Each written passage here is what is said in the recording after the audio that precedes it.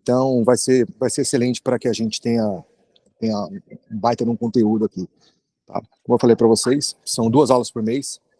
A gente vai ter aula em breve, daqui a 15 dias, a gente vai ter um assunto, vai ter um tópico novo, e tudo isso gravado. Então, vamos participar, vamos aproveitar o doutor Alexandre agora.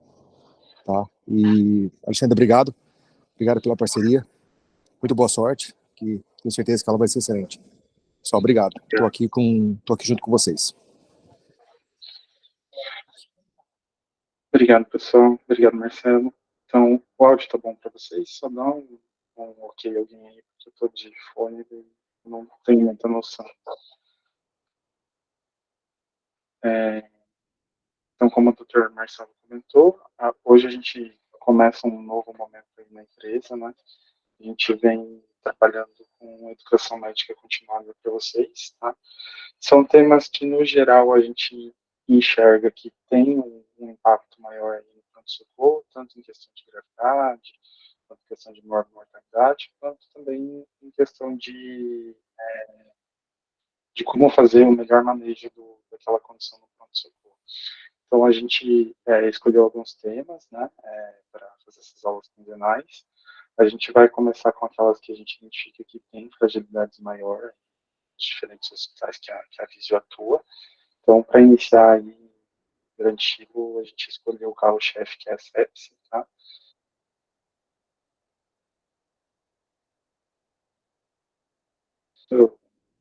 De enfermaria. Então, hoje a gente vai falar sobre a sepse e o choque séptico. A gente vai fechar o relatório depois da participação de vocês, só que a gente, para ter certeza que vai funcionar 100% como essa nossa primeira reunião, eu estou pedindo para vocês colocarem o nome completo e o hospital onde vocês atuam no chat, para depois a gente fazer a checagem se deu certo o relatório. Então, essa primeira aula, como a gente fala um pouco mais sobre outras coisas, ela é um pouquinho mais demorada, mas a ideia é que nenhuma aula aí passe de 40 minutos, no máximo 1 hora, tá, pessoal? Então, a ideia é realmente ajudar vocês e não sobrecarregar. Hoje a gente vai falar, então, sobre manejo da sepse de choque séptico, né? Meu nome é Alexandre Martins, quem não me conhece, eu sou coordenador do São Cristóvão, e agora estou entrando aí na frente da parte de educação médica da empresa, tá?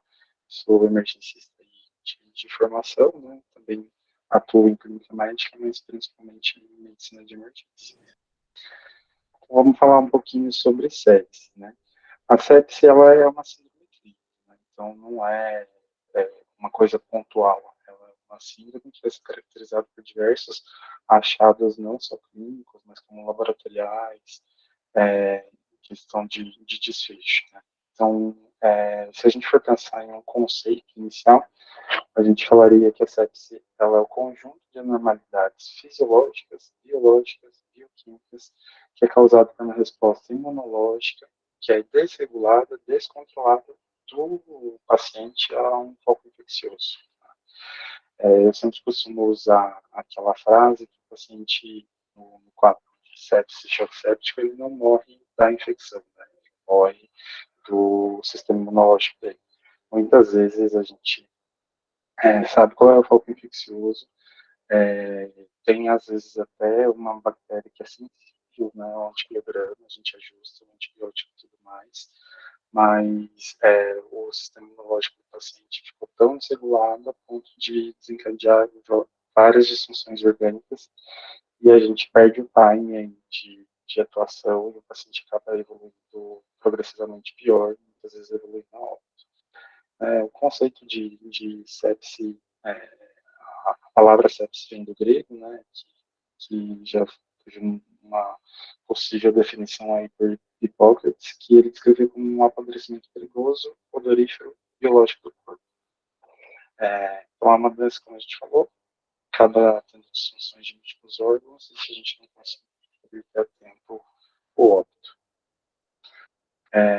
Então, basicamente, gente, essa parte, a ideia da aula é ser mais prático, tá? Isso aqui depois eu deixo disponível para vocês, mas que a sepse é muito ligada na história da medicina, da biomedicina, com o estudo das bactérias, né?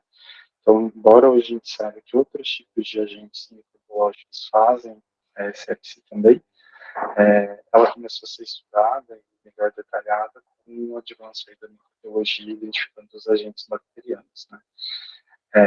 Em 1914, a gente tem a primeira descrição de documentação de micro-organismos causando sinais e sintomas sistêmicos, né, além da questão do foco infeccioso local.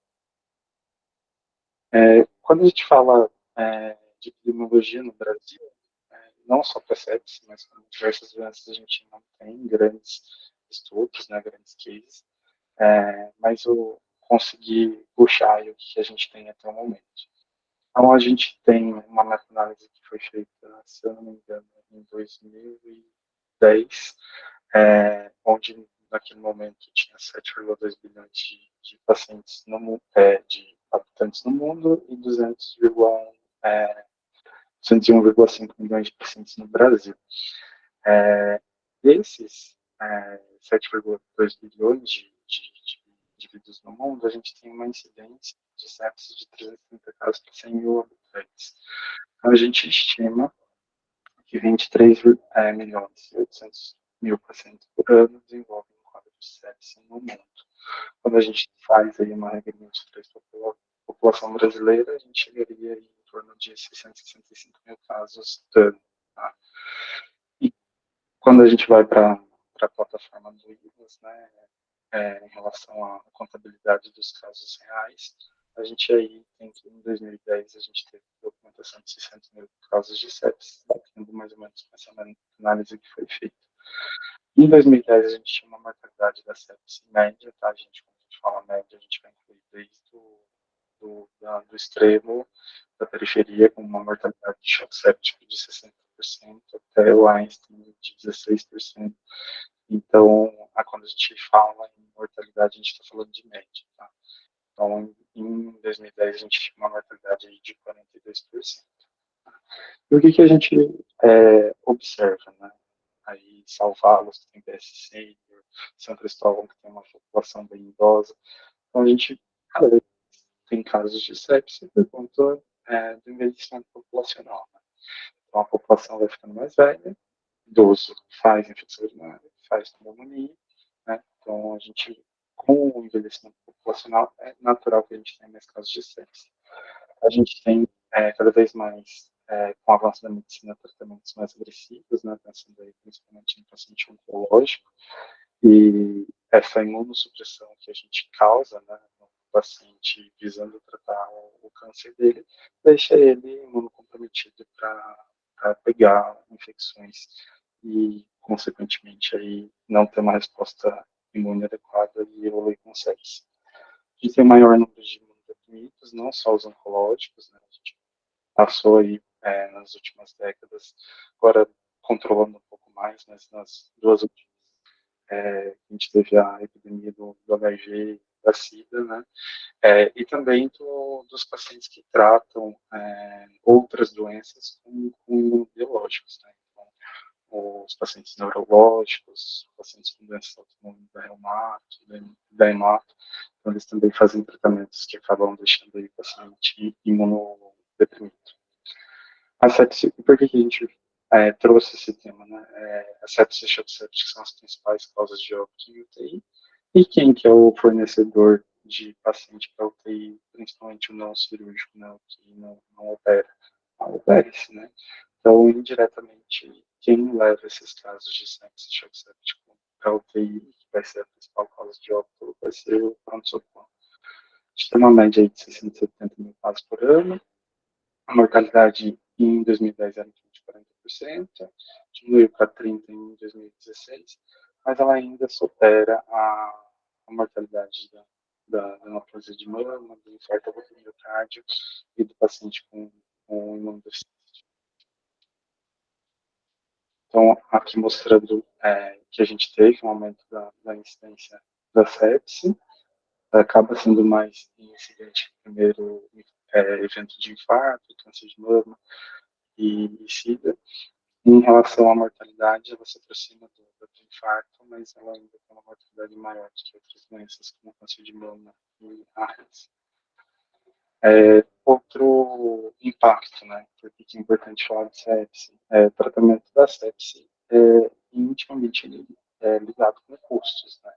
Então, o paciente vai ficar mais dias internado, vai usar mais UTI, vai usar mais ventilação mecânica, vai usar mais antibiótico, vai estender mais exames. Então, conforme a gente vai tendo o aumento da incidência de sepsis, a gente também tem um aumento aí dos custos, se tornando um problema de saúde pública, né? Então, se a gente conseguir identificar mais precocemente esses pacientes, a gente vai ter internações mais curtas, menos complicações e, portanto, menos custos. E por que é importante reconhecer a sepse precocemente, né? E a gente sabe muitas vezes que a gente até fica questionando, mas é protocolo de sepse de todo mundo, né? Esse caso da sepse, a febre, a taquicardia só por conta da febre. A ideia de se ter um protocolo de sepse é que ele seja o mais sensível possível, tá? Para quê? Para a gente não perder pacientes graves nessa primeira avaliação. Mas eu vou coletar hemocultura, urocultura para todo paciente que for aberto protocolo de sepse do internado.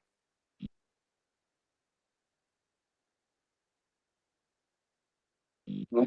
E para aqueles que tiverem critérios, a gente vai seguir com os pacotes. Mas é importante, gente, saber que a ideia de um protocolo é fazer com que a gente não perca pacientes que não deveriam ser perdidos. Então, os critérios para inclusão aí, eles acabam sendo mais sensíveis.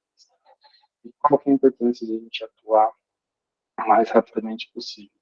A partir do momento que o paciente abre o quadro de hipotensão, a cada hora de atraso do início do antibiótico, a gente tem uma queda de 7% na sobrevida. Tá? Então, quanto mais tempo a gente demorar para iniciar o antibiótico, maior a mortalidade do paciente.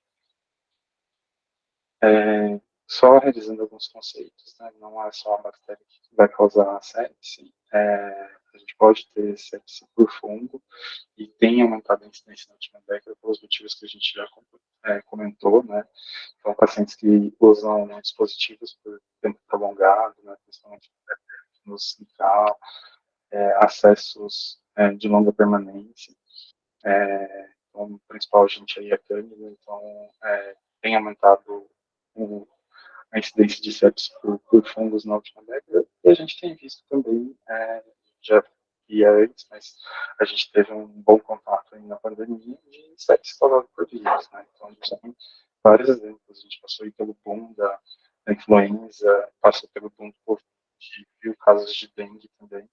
Então, o vírus também pode desencadear uma resposta imune desenfreada, desregulada, e levar às disfunções orgânicas. Tá? Nos países desenvolvidos, a gente tem uma incidência maior de focos gram-positivos, tá?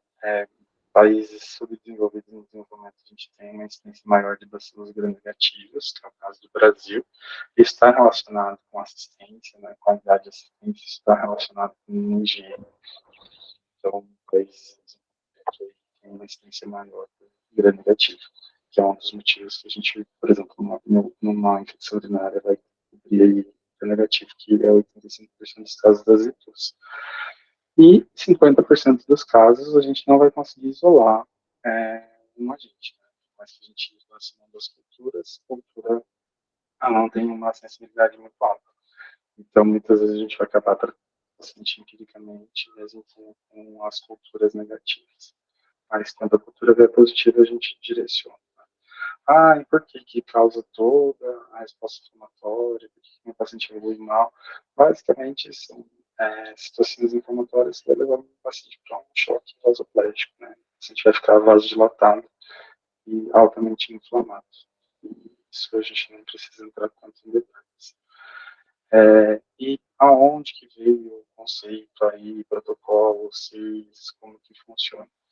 Então, a primeira vez que a gente usou o nome sepse como oficial para essa condição foi em 1992, então já tem um pouco mais de 30 anos, em que a gente definia a sepse como uma suspeita de um processo infeccioso ou a documentação de um processo infeccioso associado aí a dois ou mais critérios de resposta inflamatória sistêmica. Tá? E quais que são esses critérios, né? A temperatura maior que 38, ou menor que 36, a frequência cardíaca acima de 90, a frequência respiratória acima de 20, os leucócitos acima de 12.000, ou menor que 4.000, ou então com mais de 10% de bastões, tá? Então, esse foi o primeiro conceito aí de sepse, né? Que era a suspeita de um foco infeccioso associado aí com 2 ou mais critérios de CIRS, tá?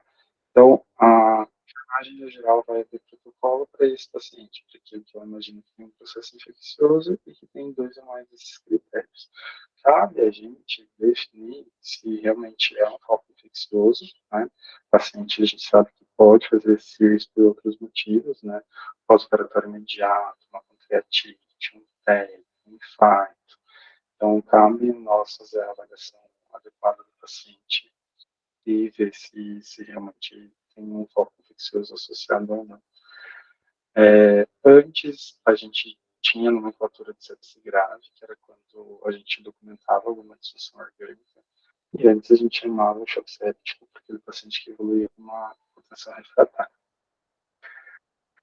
Depois, e qual que era a importância de definir essas entidades diferentes, né? Sepse grave, choque séptico. A gente mudava a mortalidade, né? Então, aquele paciente só tinha um foco infeccioso com alteração de CIRS, tinha uma mortalidade de 5 a 16%. Quando a gente tinha uma disfunção orgânica documentada, essa mortalidade ia para 40%.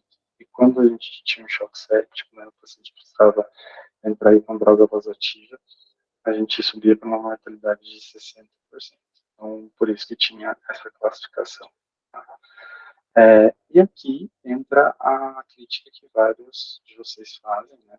É super compreensível que a gente tem várias outras situações que evoluem com CIRS que não é sepsis, né? Então, cirurgia, trauma, grande queimado, pancreatite, mas cabe aí a gente fazer a avaliação detalhada para separar aí o joio do trigo. Né? O que mudou a partir de 2016? A partir de 2016, a gente não tem mais o termo sepse grave, que eu acho que faz bastante sentido. O paciente com sepse ele já é grave, né? Então, a gente passou aí a ter definição de sepse e choque séptico. Tá? Para a gente definir sepse, pelo último consenso lá de 2016, a gente vai ter uma suspeita de infecção e a gente vai ter dois aí critérios do KISSOFA ou aumento de dois ou mais critérios no SOFA. Tá? E a gente vai mostrar nos próximos slides o que seria isso. Tá? E o porquê teria em todos os serviços a gente consegue utilizar esses critérios ao invés dos CIRS. Tá? E no choque séptico, é aquele paciente que tem hipotensão refratária, igual no conceito anterior, mas ele coloca aí também o lactato acima de 2 vezes o valor de referência como um critério para choque séptico também. Tá?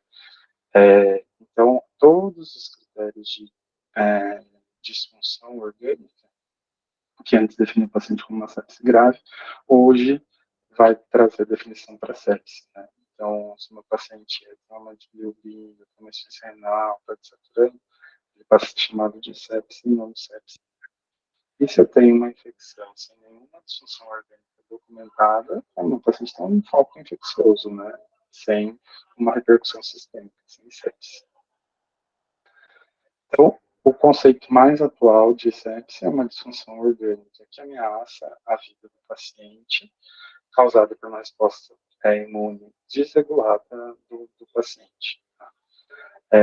E a gente, para fazer essa definição, a gente usaria um critério que chama SOFA, tá? É uma sigla do inglês, que o meu paciente variando dois ou mais pontos na tabela, a gente considera ele como uma suspeita de sepsis diante de um foco infeccioso. Quais que são as variáveis? Né? Então, a gente tem aí a relação da pressão arterial de oxigênio dividido pela quantidade de oxigênio que o paciente está utilizando, né? Se estiver em ar ambiente, 21%, ou então, de acordo com aquilo que a gente está fornecendo.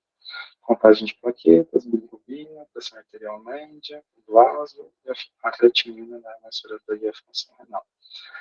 qual que é a crítica que a gente traz para o sofá, né? Que é o que a gente vê quase todos os dias no pronto-socorro. O paciente nunca passou no serviço, tá? Não tem nenhum exame recente, né? É um paciente que não cuidava muito de sua saúde. A gente não tem um basal dele para comparar, né? Então, eu não sei como que era as dele antes, eu não sei como que era a função renal dele antes, não sei como que era a bilirrubina dele antes.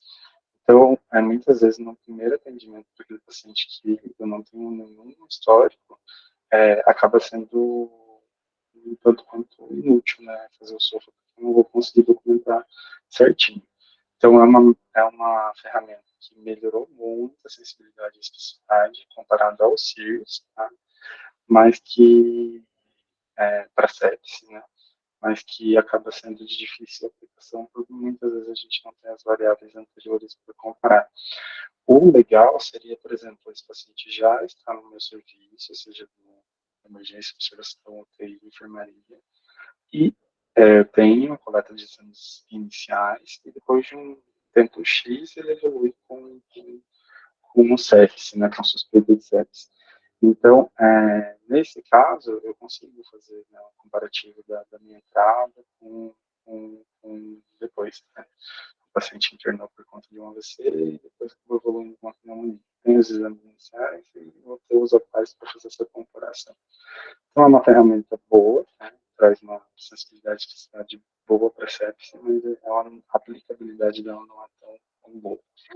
E qual que é a importância? Se eu tenho um foco infeccioso documentado e eu tenho uma SOFA maior ou igual a 2, eu aumento, só isso me dá 10% de risco de mortalidade intra-hospitalar. Esse paciente já morre mais do que os demais.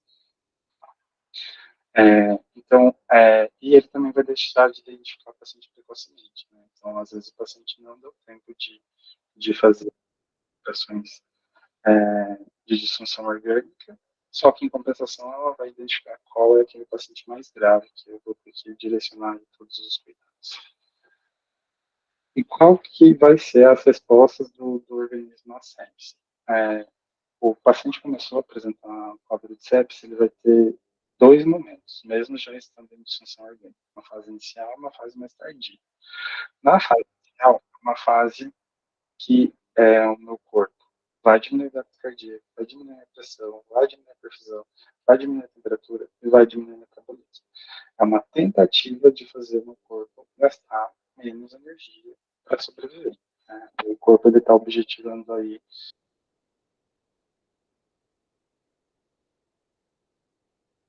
o organismo, né, ao agente infeccioso, ela é adequada e tem um certo limite, essa minha resposta é considerada como boa.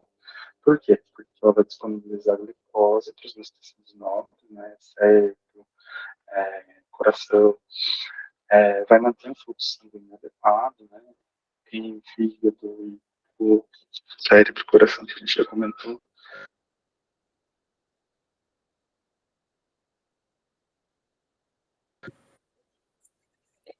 Ale, dá licença.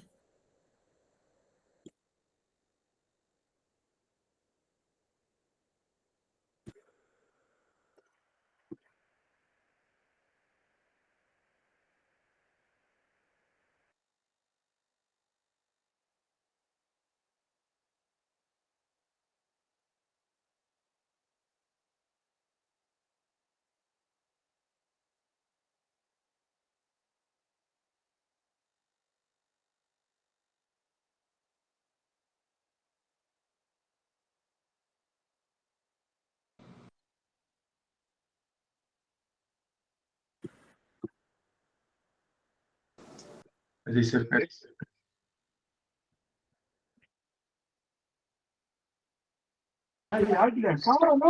Ô, Alexandre, acho que está falando um pouquinho, cara, a ligação. A conexão sua estabilizou aí. Dá uma olhada, por favor.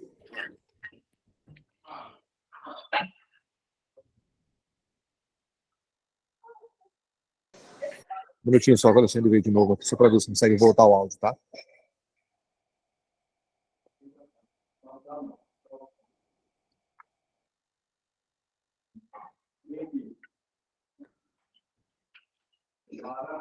sujou debaixo, Chupi. Tomar banho com papai agora. Então. Tá, ele sujou debaixo. Ó, quem tá com o áudio aberto aí, fecha, por favor. Tem bastante gente com o áudio aberto.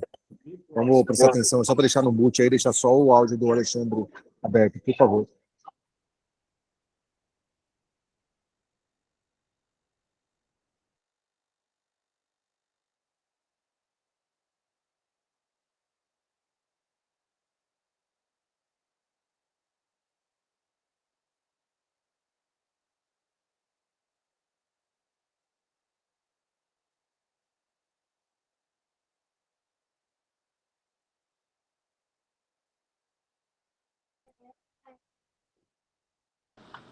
Pessoal, eu vou trocar para o celular aqui. Vocês estão escutando agora?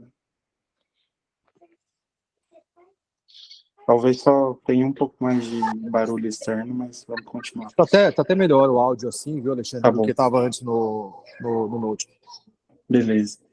Então, só voltando, quando essa resposta ela passa a ser muito intensa e chega para o outro extremo, isso acaba sendo ruim para o organismo, né? Então, o paciente ele entra num estado de hipercatabolismo, passa por uma intolerância periférica à glicose, então é um paciente aí que evolui com hiperglicemia. Ele desvia o fluxo do rim, do intestino para os órgãos nobres, então uma paciente pode evoluir com isquemia renal, isquemia intestinal. E esse paciente, se ele continua fazendo isso, ele entra num series exacerbado e irreversível, acaba evoluindo com disfunção de múltiplos órgãos, o paciente acaba ficando imunodeprimido, né, que ele vai gastar todo aí a sua resposta imunológica, e isso vai levar num contexto final à morte celular, né, a apoptose. E isso entra num ciclo vicioso, que a gente não consegue sair, e o paciente, se a gente não reverte, ele acaba evoluindo aí a óbito. E o choque séptico, pela sua vez, qual que vai ser o conceito, né? Ela é um tipo de choque distributivo, né? Então, o que seria isso? Uma paciente, ele fica vasodilatado, né? Ele fica vasoplégico. E a gente vai ter tanto anormalidades metabólicas, quanto celulares, quanto circulatórias, com uma maior aí, mortalidade associada. Então, eu fiz a expansão volêmica para o meu paciente, ele não respondeu, segue hipotenso, segue com lactato 2 vezes acima do valor de referência, precisa iniciar droga vasoativa, esse paciente aí a gente vai chamar de choque séptico, né? E qual que é a importância disso, né? E por que a gente define aí 2 grupos diferentes?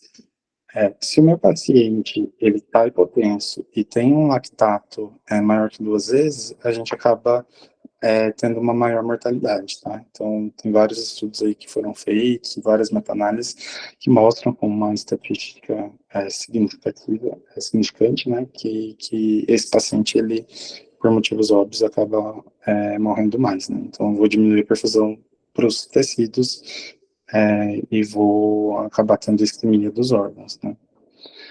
O lactato, né? O lactato ele é um marcador do meu metabolismo anaeróbio, então em condições aí em que falta oxigênio, que diminui a perfusão periférica de O2, eu vou ter uma produção maior de lactato. E quanto maior o meu lactato, maior a minha mortalidade. E também tem uma correlação que quanto maior as alterações do SOFA e do KIK-SOFA, também maior vai ser o lactato do paciente, né? Um paciente mais grave. Lactato, o que vocês precisam saber, né? Depois a gente vai entrar na questão dos pacotes. Ele vai estar aumentado em pacientes graves, né? Não só na sepsis. Então, uma IP grave vai estar aumentado, uma desidratação grave vai estar aumentado, uma cetostase vai estar aumentado. Mas, o que vocês precisam saber? Que dentro da sepsia, aqueles pacientes com lactato maior vão ter uma maior mortalidade, e principalmente aqueles pacientes que não estão respondendo às medidas, que eu não estou tendo clareamento do meu lactato, também vai ter uma mortalidade maior. Tá? Falando um pouquinho do que sofro, tá? Que a gente trouxe aqui no gráfico, ele é para tentar identificar mais precocemente esse paciente, tá? Então, para facilitar aquela tabela lá, a gente traz 3 parâmetros apenas, tá? Então, o meu nível de consciência, a minha frequência respiratória e a minha pressão arterial sistólica, tá? Então, se o paciente altera qualquer um desses parâmetros, ele pontua. Então, qualquer Glasgow menor que 15, ele pontua. Qualquer frequência respiratória maior que 22, ele pontua. Qualquer pressão sistólica menor que 100, ele pontua, tá? Então, diante de 2 ou 3 achados nesse score, nessa ferramenta, diante de uma suspeita de foco infeccioso, eu tenho um paciente que vai evoluir pior, tá? Mas qualquer crítica, várias doenças podem fazer isso, tá? Então, infarto pode fazer isso, AVC pode fazer isso, pós-operatório pode fazer isso. Então, uma insuficiência respiratória pode fazer isso. Então, ele não é específico para sepsis, tá? Ele é bastante sensível. A ideia da gente usar o Pixofa não é nem para dar o diagnóstico de sepsis, mas a gente identificar aquele paciente que vai ter um prognóstico pior, tá? Então, é aquele paciente, por exemplo, que você vai definir critérios de UTI, né? Então, se ele tiver 2 ou 3 pontos, é um paciente que eu vou olhar com mais cuidado, que eu vou pensar que ele tem um pior prognóstico, que eu penso que ele deve se manter num ambiente monitorizado aí de emergência ou de UTI. Voltando um pouquinho lá nas fases, então eu comentei com vocês que a gente vai ter a fase precoce, né, dessa sepsia, onde o paciente está com hipodinâmica, e é até mais difícil a gente reconhecer o paciente nessa fase. Na fase mais tardia, quando a gente tem aí realmente a resposta inflamatória desregulada, a gente passa a ter o paciente hiperdinâmico e hipercatabólico, né? É aquele paciente, por exemplo, eu vou fazer um eco à beira-leito e o coração dele está totalmente hiperdinâmico, né? Então ajuda a fazer uma diferenciação aí das causas de um choque que eu ainda não identifiquei a causa. Então, numa fase tardia, o paciente fica hiperdinâmico, o paciente fica hipercatabólico. Também tem outras maneiras de você reconhecer principalmente uma nem sepse, mas deterioração precoce, né? A gente tem alguns hospitais, principalmente da Intermédica, usam, né? E vai falar, doutor, o paciente está tanto, né? Vamos avaliar ele.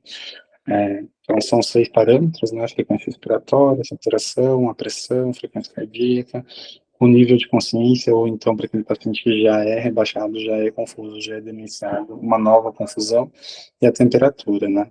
É uma escala que pode variar em 3 estratificações, né, de 0 a 4 baixo risco, de 5 a 6 médio risco, maior que 7 alto risco.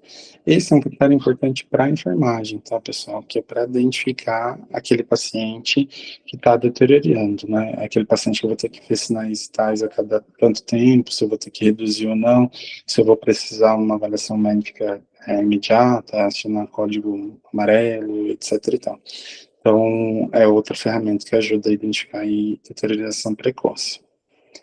E falando, né, do tratamento, que a gente usa como guideline para falar sobre o tratamento de sepsis, que os hospitais seguem, né, o ILAS segue, é o Sepsis Campaign, tá? Então, a última atualização, tirando a do Covid, que a gente tem uma nova atualização incluindo o Covid, né, mas com medidas específicas aí de isolamento e controle da doença.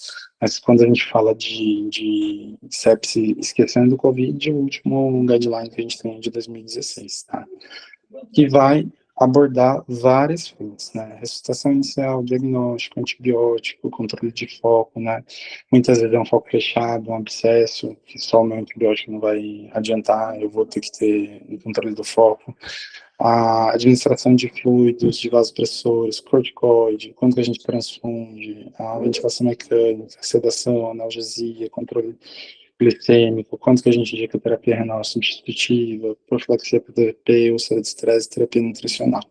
Aqui a gente vai falar do primeiro atendimento, então eu vou trazer os highlights, os destaques de cada dos principais tópicos, focando para um primeiro atendimento.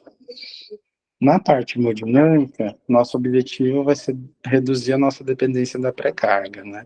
Então, a gente vai oferecer volume para o paciente para diminuir a dependência dele da pré-carga e aumentar a minha pressão arterial média, né? Vou tentar vencer aí a minha resistência vascular periférica que está aumentada, né? Nos casos que tiver indicado restabelecer contratilidade miocárdica, né, às vezes o meu coração faz disfunção miocárdica pela sepse, às vezes a gente acaba indicando um agente aí como a dobutamina, né, pensando em aumentar a contratilidade, melhorar a perfusão tecidual, aumentar a oferta de O2 em relação ao consumo, eliminar os fatores desencadeantes, e a importância aí da equipe profissional, né? A gente não consegue ficar 100% em cima desse paciente. Então, a gente vai ter aí técnica de enfermagem, físio, dando sinais para a gente, ó, doutor, a pressão do paciente está tanto, o senhor quer entrar com alguma medicação, quer ajustar a droga, dose da droga. E qual que é a importância aí da hemodinâmica do paciente? Se eu melhoro a minha pressão arterial média, eu vou melhorar a minha oferta de O2 e vou melhorar a minha perfusão periférica, tá? Então, consequentemente, tá, não vou entrar em detalhes de gráfico e de contas para vocês, mas quando a gente tem uma pressão arterial média melhor, a gente vai acabar tendo uma perfusão melhor, vai acabar tendo uma contratilidade melhor, vai diminuir o meu consumo aí de O2 pelo miocárdio, tá? E, consequentemente, eu vou deixar o meu ambiente menos anaeróbio. Se eu vou deixar o meu ambiente menos anaeróbio, eu vou diminuir o meu lactato. Então, o lactato, gente, você tem que entender que ele não é a causa do problema. Ele é um agente que ajuda a gente a identificar que o meu paciente está mal perfundido, tá? Então, não é o lactato que está causando mal, que está causando as disfunções orgânicas do paciente, ele é um produto da gravidade do doente, né, da má perfusão periférica, que eu vou tentar agir e ele vai ser um marcador para eu monitorar se meu paciente está respondendo ou não, tá? Então, o que eu vou tentar fazer? Trazer meu paciente para a esquerda da curva, tá? Para quê? Para eu ajustar a minha oferta de O2, diminuir o meu consumo e, consequentemente, aí eu vou criar um ambiente menos anaeróbio e diminuir o meu lactato. Falando ainda na hemodinâmica, a ideia é a gente melhorar a nossa perfusão tecidual, tá? E como que a gente faz isso, né? Equilibrando a minha oferta e meu consumo de O2. Na parte clínica, eu vou monitorar o nível de consciência do paciente, como que está a diurese dele, como que está a frequência cardíaca. Lembrar que a frequência cardíaca é um dos primeiros parâmetros que costuma alterar num contexto de choque, né? Então, conforme eu vou tendo melhora da minha taquicardia, eu vou, né, consequentemente, tendo uma ideia que meu paciente está respondendo ao tratamento. Objetivar aí uma sistólica maior que 90, uma média maior que 65, um débito urinário maior do que meio ml por quilo por hora. Então, pensando aí num paciente de 70 quilos, pelo menos aí um débito urinário de 35 ml por hora, né? Fazer com que o meu lactato fique menor do que 2 vezes o valor de referência, e a ideia é que na avaliação da resposta ele esteja caindo, né? E quando a gente fala em saturação venosa de O2, não é para todo paciente que a gente vai conseguir fazer isso, né? Porque a gente precisa de um sangue venoso central, mas é para aquele paciente que ajuda a verificar, por exemplo, se ele tem indicação de entrar com uma dobutamina, tá? Então, a nossa meta aí é ter uma saturação venosa central maior do que 70, tá? Então, um exemplo, eu estou passando excesso no paciente, já aproveito e já coleto uma gasovenosa central, tá? Estou infundindo medicação, como que eu vou fazer controle, né? Despreza 20 ml do catéter e daí aspira a amostra, né, para você ver se o teu paciente está respondendo ou não. Então, uma saturação venosa aí menor do que 70 está indicado, por exemplo, a gente entrar com dobutamina para melhorar a minha contratilidade. E o mais importante é a gente estabilizar o paciente precocemente, né, para responder aí ao tratamento, diminuir a mortalidade. Então, gente, falando, né, sendo um pouquinho mais objetivo, o que a gente precisa fazer para um paciente que eu estou suspeitando de sepse, né? Então, dentro aí da primeira hora, eu vou administrar volume para quem está indicado, isso é outra coisa importante, tá? Então, volume para quem está indicado. Meu paciente está hipotenso, o paciente está com lactato aumentado, então ele tem indicação de expansão volêmica. Mas meu paciente tolera volume, né? Ele não tem uma IC descompensada, ele não está com gesto, ele não é um renal hipervolêmico. Então tem que avaliar tudo isso para ver se cabe a expansão e também o quanto cabe, né? A gente vai falar aí de uma ideia de 30 ml por quilo, mas tem paciente que a gente avalia que ele consegue receber um tanto de volume, mas eu não sei se ele consegue receber tudo isso. Então, eu faço em etapas, né? Faço 500, faço 250, e avalio, vejo como está a ausculta. Então, primeiro, tem indicação de volume e não tem contraindicação. Então, a ideia é receber volume aí na primeira hora. Também fazer a coleta do lactato dentro da primeira hora, tá? Isso, inclusive, vai ser um indicador aí para os hospitais, né? Uma lactato saindo em até 30 minutos. Coletar as culturas pertinentes, tá, pessoal? A minha suspeita é pneumonia, né? O paciente está desaturando, eu preciso coletar a urina dele, é obrigatório? Isso vai depender de hospital para hospital. Mas a ideia é que hoje a gente colhe as culturas guiadas para o foco que a gente está pensando, tá? E administrar o antibiótico dentro da primeira hora, tá? Esse é o fundamental. Administrar volume para quem está indicado, coletar o lactato, ter um resultado aí dentro dos primeiros 30 minutos, coletar as culturas voltadas para minha suspeita, né? E para quando não tiver uma suspeita, coletar tanto a uro quanto a hemo. Antibiótico dentro da primeira hora, tá? E quanto que eu vou repor para esse paciente? Não tem contraindicação alguma, 30 ml por quilo, tá? Esses 30 ml por quilo é de Por aí? solução. Ou por aqui, não Quem está sei. com o microfone aberto aí.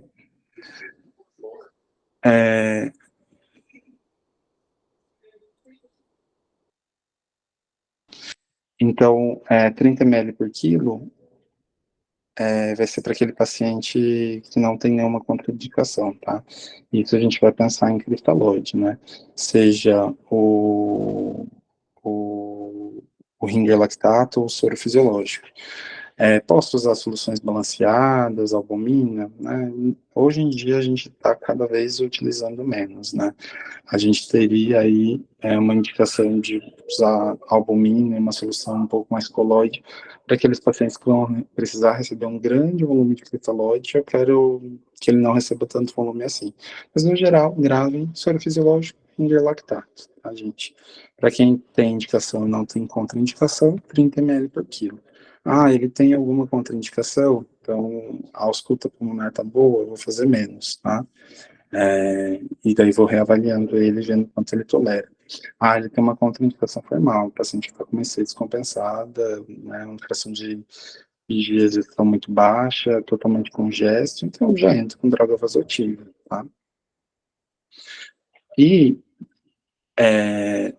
a gente fala em pacote de 6 horas, mas que hoje a gente até reduz para 3 horas ou 4 horas, dependendo do serviço, que é para a gente fazer a reavaliação desse paciente, né? Então, os meus exames já vão ter saídos, e aqui é um ponto que acaba sendo bastante fraco na maioria dos serviços. Então, pessoal, a gente esquece de pedir o segundo lactato, tá? Então, para todo aquele paciente que coletou o protocolo de sepsis, tem um primeiro lactato alterado, tem um primeiro lactato maior que 2 vezes o valor de referência, obrigatoriamente aí dentro de 3, 4 horas eu tenho que fazer a segunda coleta, tá? Isso vai ser um marcador se uma paciente está respondendo ao meu tratamento ou não, tá? E o mais importante, pessoal, documentação de prontuário. Às vezes é muito difícil identificar em prontuário quanto que foi aberto, quanto que foi encerrado. Então anotem, né? Abertura do protocolo de sepsis, o atendimento é tal, o exame físico é tal, estou solicitando tais exames. Aqui 3 horas saiu os resultados dos exames são tal, o lactato tal, foi feito expansão volêmica, foi entrado com droga vasoativa, estou solicitando o segundo lactato. Segundo lactato saiu, né? Aumentou, diminuiu, vou manter as medidas, vou expandir mais com o soro, vou alterar a minha droga vasoativa, vou pedir UTI, então precisa estar muito bem documentado isso em prontuário. Os vasopressores, né, para quando o meu paciente continua aí com hipertensão mesmo, depois de eu fazer a expansão volêmica, tá? Lembrando, como eu falei no slide anterior, se o meu paciente não tolerar a expansão, às vezes eu vou precisar entrar com droga vasoativa de cara, tá? Quando a gente fala em droga vasoativa, em vasopressor na sepse, a gente está falando de noradrenalina, tá, gente? Então, vai ser a droga de escolha, tá? E outra coisa que eu gosto de falar, gente, a ideia é salvar o doente. Se o meu paciente chega com uma pressão extremamente baixa, uma pressão de 40/20, de 50/30, ai, não precisa daquela passividade de fazer o volume e depois verificar se ele melhorou ou não, tá? Quando ele chega extremamente grave, extremamente mal perfundido, extremamente hipotenso, faz as duas coisas. Num acesso você expande ele, no outro acesso você faz a droga vasoativa. Ah, minha pressão foi melhorando, né, foi ficando acima de 65, depois eu desmamo a droga, não tem problema em entrar com a droga e depois tirar. Então, a ideia é não deixar o paciente morrer, né? Aquele paciente que não é paliativo, tem prognóstico.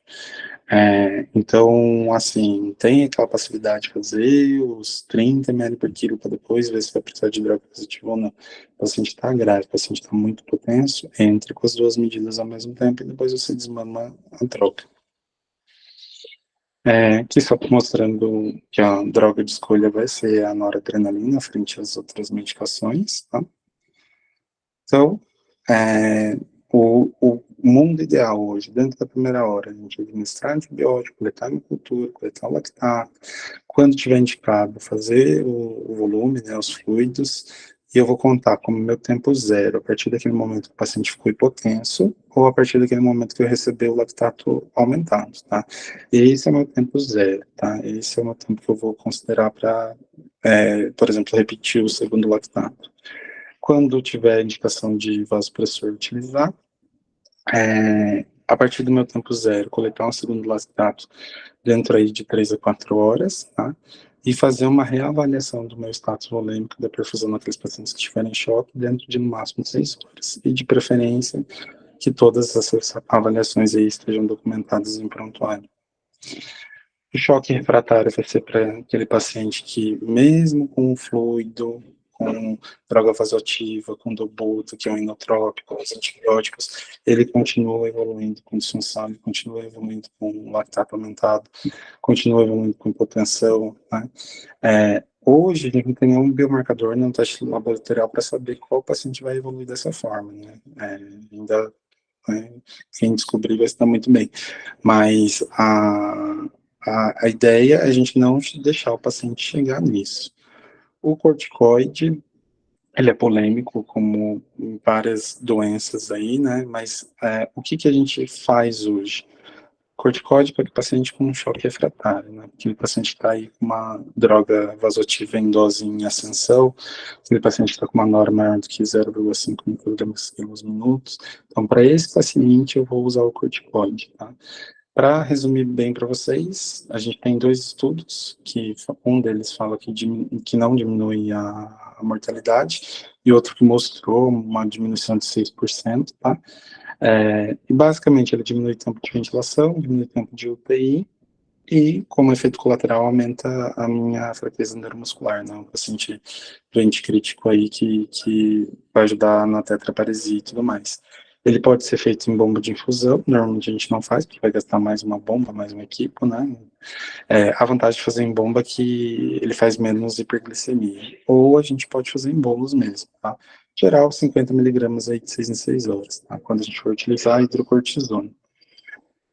Perspectivas para o futuro, né? Então, cada vez mais a gente tenta definir melhor o que é sepsis, o que é choque séptico, quais são os critérios para cada um.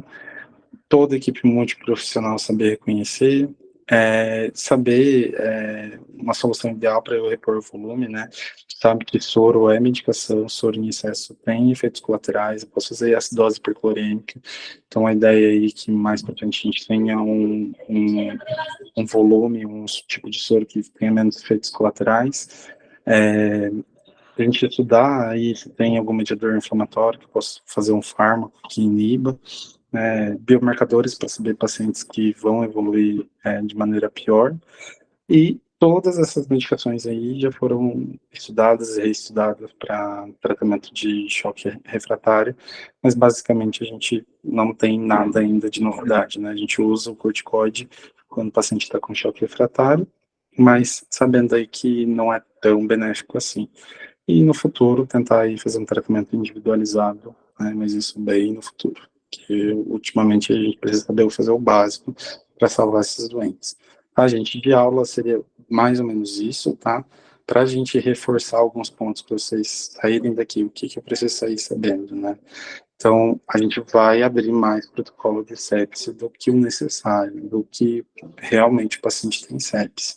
Mas a ideia é justamente essa, eu ser mais sensível para não deixar escapar nenhum paciente, tá? Abrir o protocolo de sepse, a enfermagem, a equipe, você vai avaliar esse paciente e vai ver se ele realmente tem um foco infeccioso, se ele tem sinais de disfunção orgânica, né? E se estiver na dúvida se tem disfunção orgânica ou não, colhe o laboratório, não tem problema. Tá? É melhor eu perder esse gasto para esse paciente do que depois o paciente evoluir com choque séptico e gastar toda aquela monteira de grana que a gente mostrou no começo da aula. Então, a gente vai ser mais sensível, tá, para a abertura do protocolo de sepse, depois eu vou avaliando esse paciente, tá? Segundo ponto, que a gente esquece bastante, né? As reavaliações do paciente. Não adianta fazer tudo bonitinho no primeiro atendimento e depois esquecer o paciente lá no leito, né? Então, faz parte dos indicadores e faz parte de saber se o paciente está respondendo ao nosso tratamento ou não. A reavaliação hemodinâmica, né? Vou ver se a perfusão do paciente melhorou, se minha pressão melhorou. E o segundo, lactato. Como eu falei para vocês, o lactato é um marcador de gravidade, né? Então, se o meu lactato era, um exemplo, 15 e agora está 10, pouco está melhorando, né? O meu lactato era 15 e agora está 40. Então, o meu paciente não está respondendo às medidas que eu estou fazendo. O que eu posso fazer diferente, né? Então, a ideia é mais ou menos essa, tá, pessoal?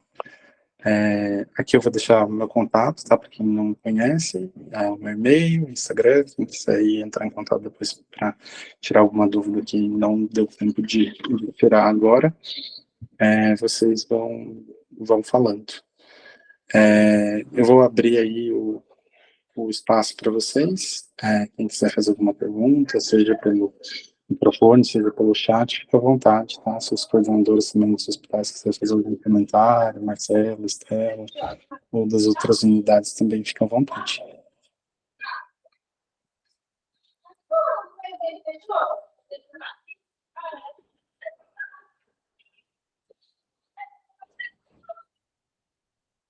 Alguém tem dúvida, pessoal?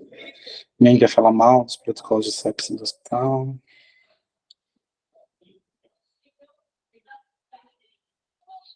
Alguém ergueu a mão? Pode falar, se quiser erguer a mão. Falar mal do hospital não dá, né? Mas só para dar um oi. Obrigada pela aula. Imagina. Pessoal, tô ouvindo, hein? Eu tô ouvindo se falar mal, tô ouvindo aí, eu vou filtrar. Exato.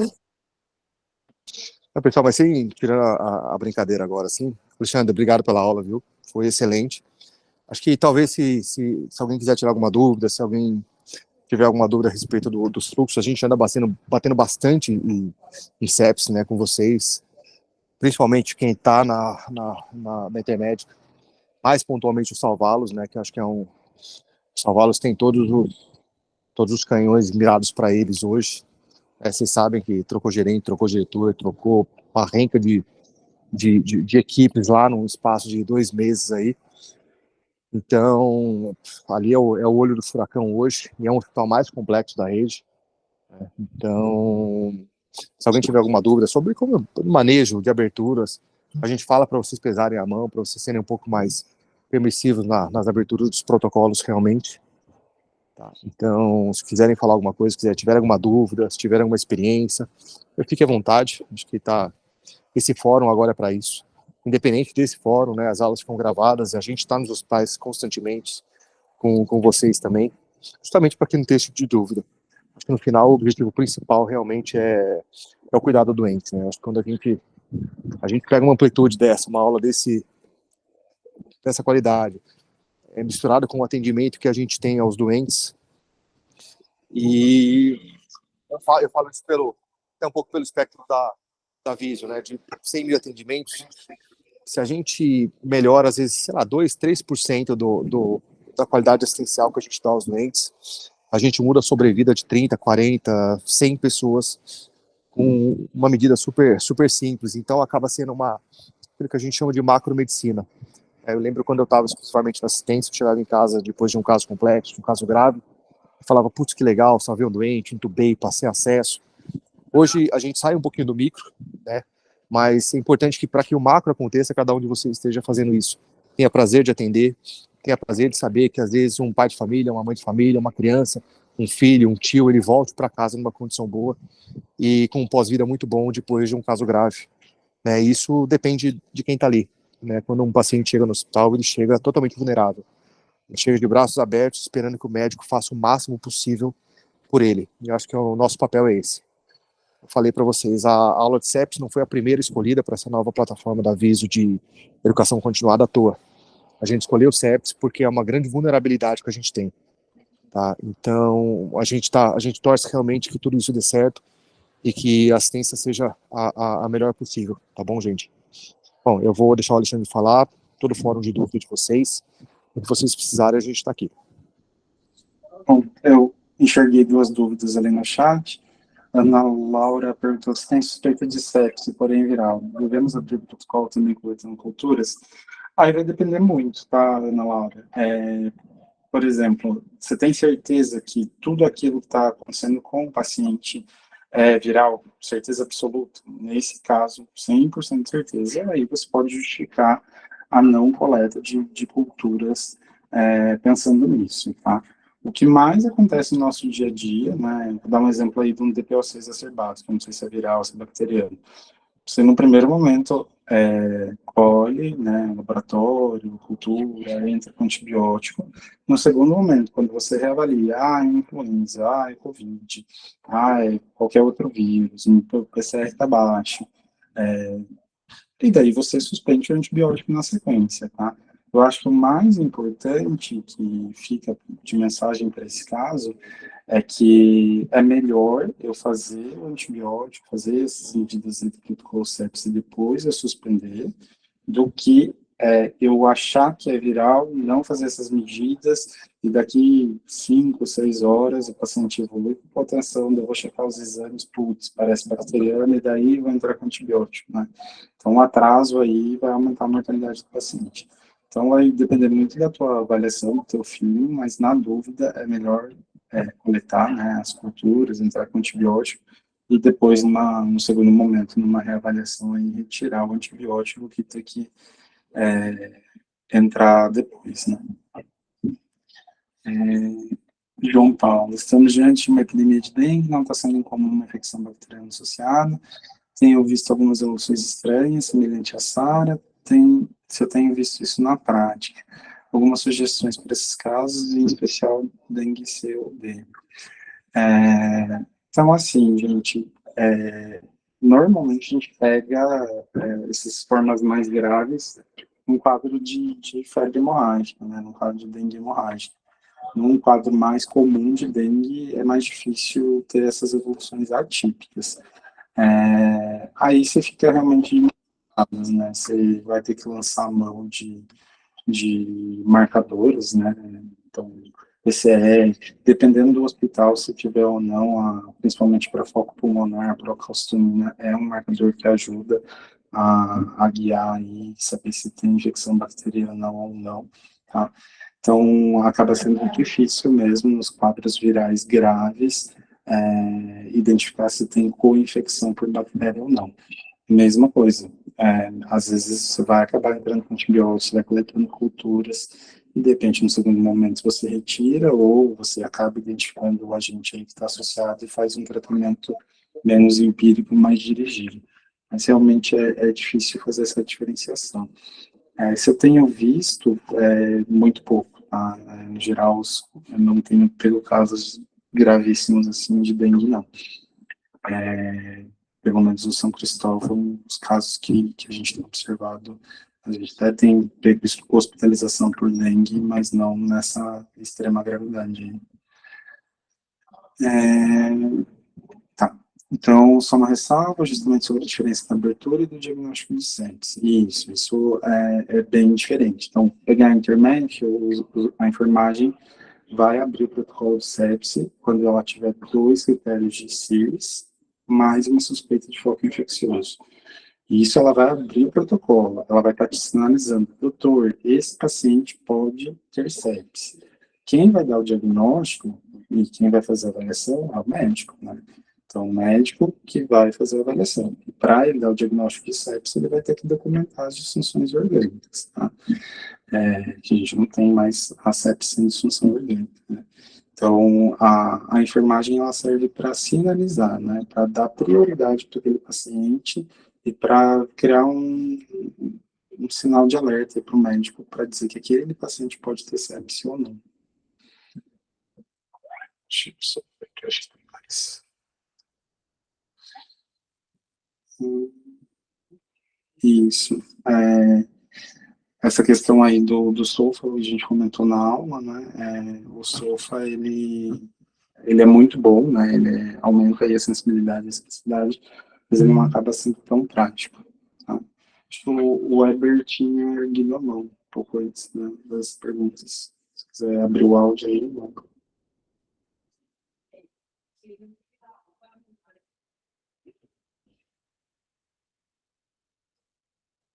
Então, acho que é isso, pessoal. A ideia não é estender muito, tá? Sempre escolhe em torno de no máximo 1 hora, tá? Até para, a gente sabe, né, que a maioria aí tá pós-plantão, né? Tá cansado, então a ideia não é sobrecarregar ninguém. A ideia é só realmente ajudar para a gente melhorar aí a nossa assistência. Então, uma boa terça aí para vocês, uma boa semana para todos.